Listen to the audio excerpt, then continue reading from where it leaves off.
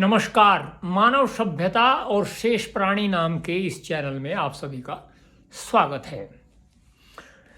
जैसा कि आपको मैं कल बताया था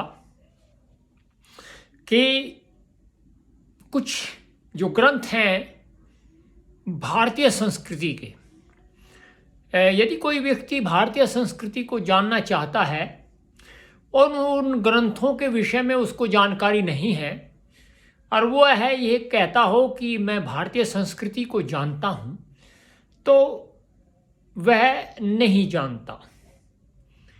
यदि ऐसा कहता है कि मैं जानता हूँ तो वह भूल कर रहा है, अज्ञानता जो है उसके जीवन में है और वो किसी ऐसी, ये कह सकते हैं, भूल भुलैया में है जो कि मार्ग प्रशस्त नहीं कर सकती।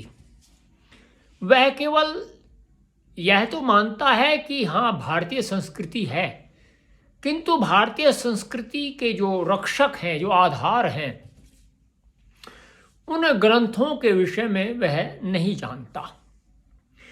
तो कल मैंने जैसे आपको बताया था, जो भारतीय संस्कृति के आधार ग्रंथ हैं उनमें एक ग्रंथ है मनुस्मृति, जो आदिकाल का अभिप्राय ये है जब से यह काल प्रारंभ हुआ है उसको आदिकाल बोलते हैं। वह मनुस्मृति हमारा विधान है, हमारा क्या, इस पूरे लोक का ही विधान है।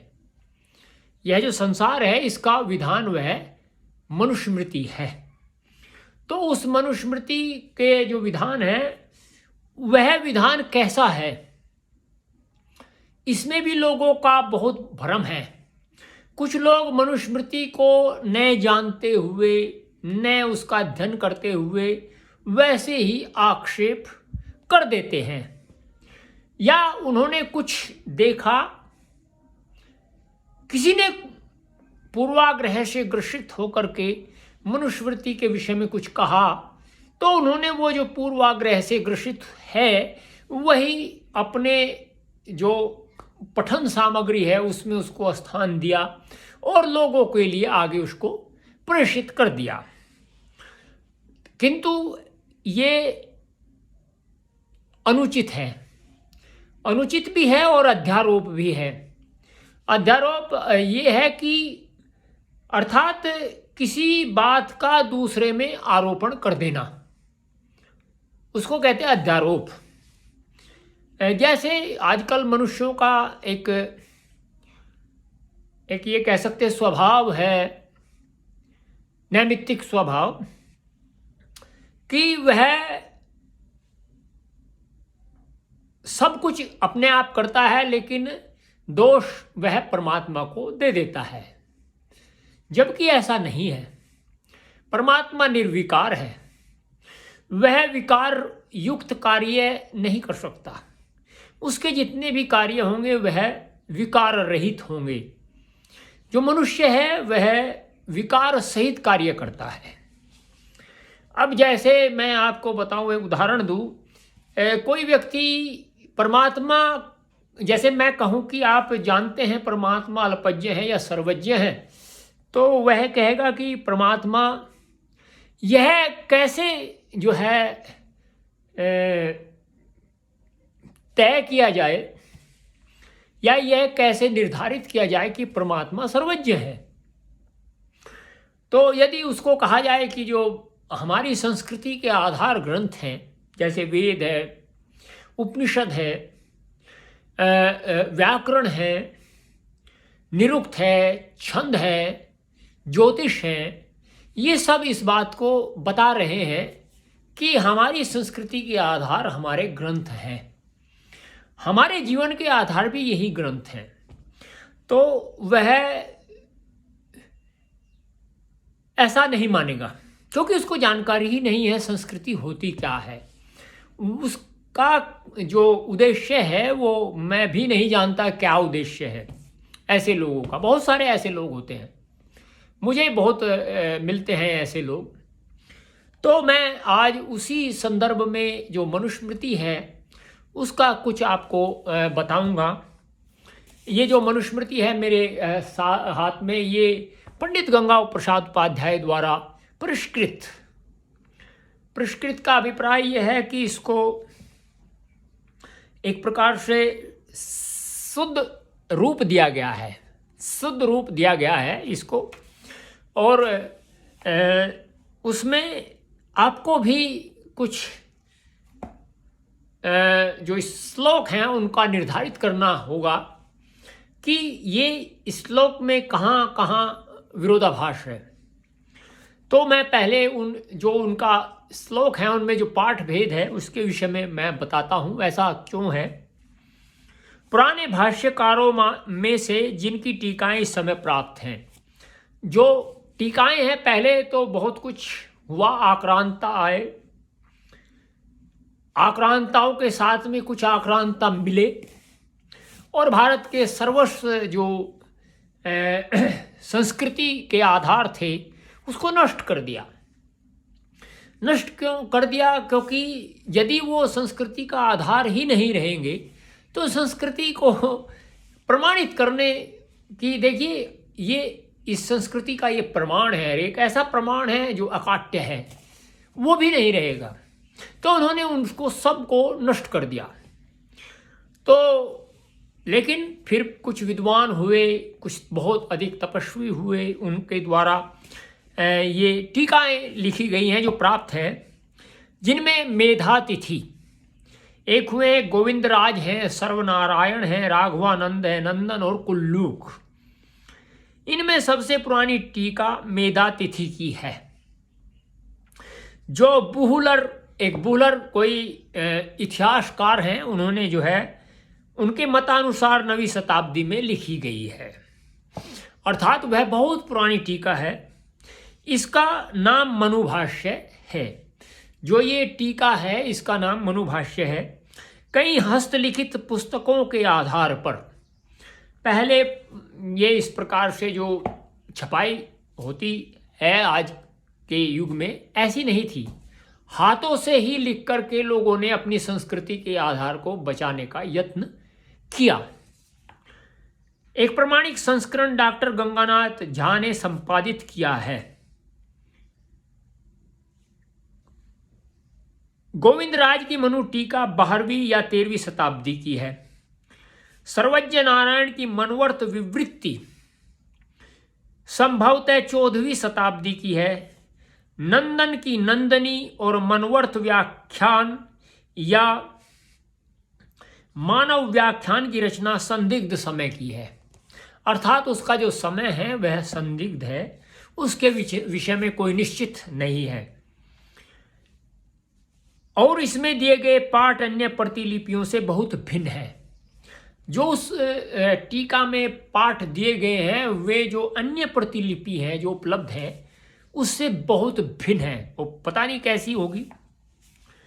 और इसमें दिए गए कुल्लूक की मनवर्त मुक्तावली संभवतः 15वीं शताब्दी में लिखी गई। गोविंदराज की टीका में अनेक स्थल इसमें से अपहरण किए गए हैं।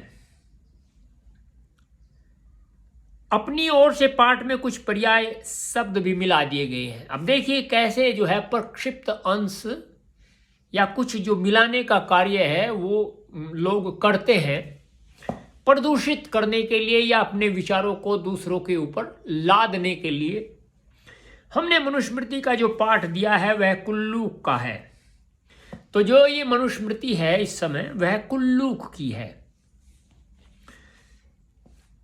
ये पाठ भेद अनेक हस्तलिखित प्रतिलिपियों के आधार पर है, जिनका विस्तृत विवरण डॉक्टर जे जोली ने अपने मानव धर्मशास्त्र, जो मानव धर्मशास्त्र है, लंदन टूबनर एंड कंपनी 1887 में जो दिया गया है। साथ ही साथ हमने कुछ पाठ भेद वे भी दे दिए हैं जो स्वामी दयानंद के उद्धृत श्लोकों में मिलते हैं। स्वामी जी ने अपने सत्यार्थ प्रकाश, संस्कार विधि, ऋग्वेद आदि भाष्य, भूमिका आदि ग्रंथों में लगभग 460 श्लोक मनुस्मृति के उद्धृत किए हैं। कहीं कहीं पूरे श्लोक दिए और कहीं कहीं आवश्यक ये अंश ही। अपनी स्मृति के आधार पर ही लिखने के कारण और कुछ लेखकों और छापाखानों की असावधानी के कारण पाठांतरों का होना कुछ अस्वाभाविक नहीं है। अर्थात जो लिखने वाले थे या छापे खाने वाले, ये सब अपने अनुसार भी बहुत सारी चीज़ों को मिला देते हैं। पाठांतरों के लिए टीकाकारों की अपेक्षा से हमने भिन्न संकेत चिन्हों का अवलंबन लिया है। संस्कृत के श्लोकों के साथ दो प्रकार की संख्या दी गई है। पहली तो हमारे कर्मानुसार है, दूसरी संख्या जो कोष्ठ में दी गई है वह कुल्लू की क्रम संख्या है। कोष्ठ में इसके देने का प्रयोजन यह है कि जिससे मनुस्मृति के प्रमाणों को खोजने में सरलता हो। तो ये देखिए जो श्लोक हैं उनके विषय में जो व्याख्याकार हैं वे बता रहे हैं। तो पहला जो अध्याय है मनुस्मृति का, उसमें क्या कहते हैं? मनुमेकाग्रम आशीनम अभिगम्य महर्षः प्रतिपूज्य यथा न्यायमिदं बहुवचनम ब्रुवन् एकाग्रम आसीनम। एकाग्रम आसीनम का अभिप्राय है एकाग्रचित्त बैठे हुए। मनुम जी महाराज के पास अभिगम्य आकर के महर्षि लोग यथा न्यायम विधि पूर्वक प्रतिपूज्य प्रणाम करके इदम वचनम यह बात ब्रुवन बोले। तो ये पहला अध्याय है। तो महर्षि लोग मनु जी महाराज के पास में आते हैं और उनका आदर सत्कार करते हैं, प्रणाम करते हैं, जो भी वो उन्होंने किया। और वो करने के बाद में उन्होंने अपनी बात को उनके समक्ष रखा। क्या रखा? भगवन् सर्ववर्णानां यथावद अनुपूर्वस्य अंतरप्रभवाणां च धर्मान्नो वक्तुम् अर्हसि। भगवान, हे महाराज, भगवान महर्षि मनु को में कह रहे हैं, सर्ववर्णानाम, सब वर्णों के, यथावत होता है ठीक ठीक, अनुपूर्वशय का अभिप्राय होता है क्रम पूर्वक, अंतर प्रभवाणाम च, और उपजातियों के, अंतर प्रभाव का अभिप्राय उपजातियों के, धर्मान कर्तव्यों को न हमको वक्तुम अर्हसि बताइए। तो जो सब जातियां हैं उनके जो कर्तव्य हैं उन सबको हमें बताइए। जो उपजाति हैं, उपजाति, हे महाराज, आप हमको ठीक ठीक कर्म पूर्वक सब वर्णों और उपजातियों के कर्तव्यों का व्याख्यान कीजिए। ये इसका अभिप्राय है। अब जो तीसरा श्लोक है वो कैसा है? त्वमेको हि यस्य सर्वस्य विधानस्य स्वयंभुवः अचिन्त्यस्याप्रमेयस्य कार्यतत्त्वार्थवित् प्रभो। त्वम एक ही, केवल आप ही, अस्य सर्वस्य विधानस्य, इस सब वेद शास्त्र के, स्वयंभुव है, ईश्वर प्रदत्त या अपौरुषेय के, अर्थात जो वेद हैं वो ईश्वर प्रदत्त है, पौरुषेय हैं, के अचिंत्य तर्क से परे। अचिंत्य अभिप्राय है तर्क से परे, प्रमाण, अप्रमेय से प्रमाण से परे, कार्य तत्वार्थवित, व्यावहारिक तत्व के जानने वाले। प्रभो, हे महाराज, विधान का अर्थ है आचार शास्त्र। एक बार किसी व्यक्ति ने मुझे जो है संदेश देकर के बताया था कि विधान ये होता है, विधि ये होती है, तो वह मनुस्मृति के आधार पर जान सकता है कि विधान क्या है। विधान का अर्थ है आचार शास्त्र। आचार का अभिप्राय होता है जिसके अनुसार हम आचरण करें, उसको आचार शास्त्र है। जो है क्या ना विधान नियम होता है और विधि होती है नियामक। जिसके द्वारा वह विधान बनाया जाता है। आचार शास्त्र का अभिप्राय है वेद, या इसके 3 विशेषण हैं। स्वयंभू अर्थात ईश्वरीय ज्ञान, स्वयंभू होता है ईश्वरीय ज्ञान। अचिंत्य, अचिंत्य जो तर्क से परे हो। अप्रमेय, और जो प्रमाण से परे हो, अत्यंत कठिन और गूढ़, उसको बोलते हैं अप्रमेय। हे महाराज, इस गूढ़ ईश्वरीय ज्ञान वेद के व्यावहारिक तत्व को समझने वाले केवल आप ही हैं, इसलिए हम आपके पास आए हैं। ये सब जो है वे कहते हैं। तो आज केवल इतना ही।